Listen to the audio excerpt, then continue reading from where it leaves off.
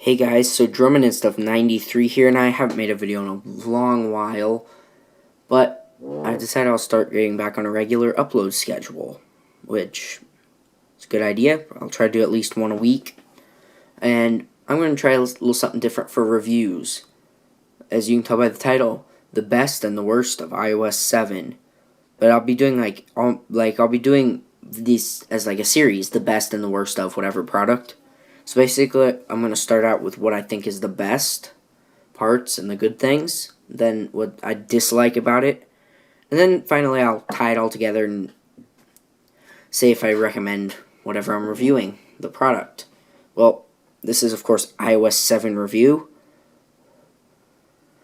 So let's get started on this. The absolute best thing about iOS 7, I believe, is the new lock screen. I think this is the best thing about the whole series of changes they made. They went with a really nice font, as you can tell, and it just looks good. The whole thing overall just looks very nice and clean. Also with the moving background, when you tilt the device, the little bubbles move. Dynamic background, I believe they call them. And it'll look good with a solid background too. And it blends in with almost any background you put on here. I just thought this looked really nice. Alrighty.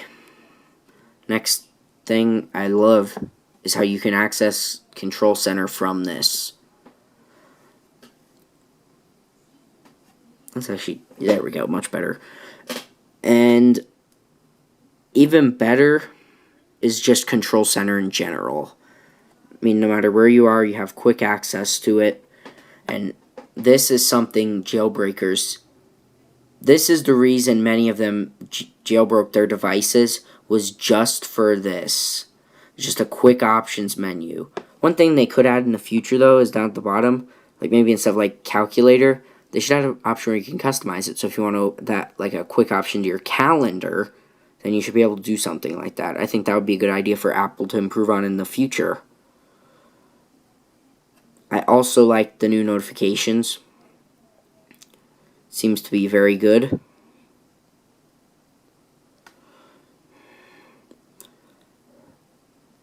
Now, one last thing is these folders. I really like how you have 9 and then you can scroll through just like pages of applications. Makes my device much more organized, as in the games folder I have like over 80 games, and before I'd have to create games 1, games 2, games 3, bunch of folders, so I ended up giving up on folders for games and had like 15 pages. Speaking of this, I need to move this game into the games folder. Quick and easy. And it's good on the iPod and the iPhone. However, on the iPad, you click a folder, it still only shows up 9 on a 10-inch screen. 9 icons per page on a 10-inch screen. It seems like just a huge waste of space to me. They could have made that more efficient. However, that's the con, is on the iPad, how that is.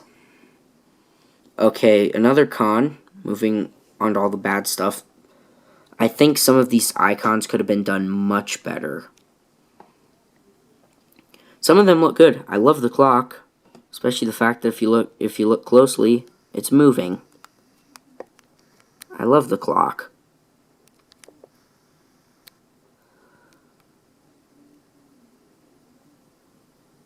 Yep, little second hands moving, and yeah.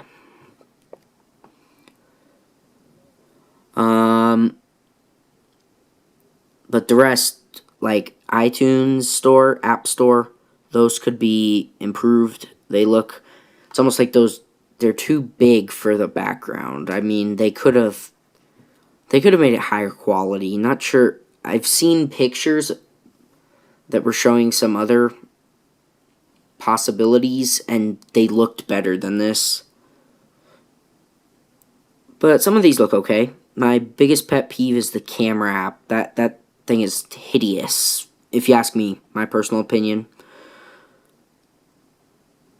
But they could have picked something better. It just doesn't flow. I don't see it. It's just a bunch of random colors, and it also goes to picking the background.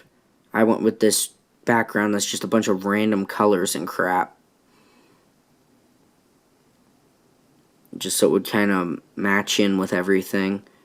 So you can tell it does do that little thing with the background, which I also kind of like, and you can shut this off, by the way.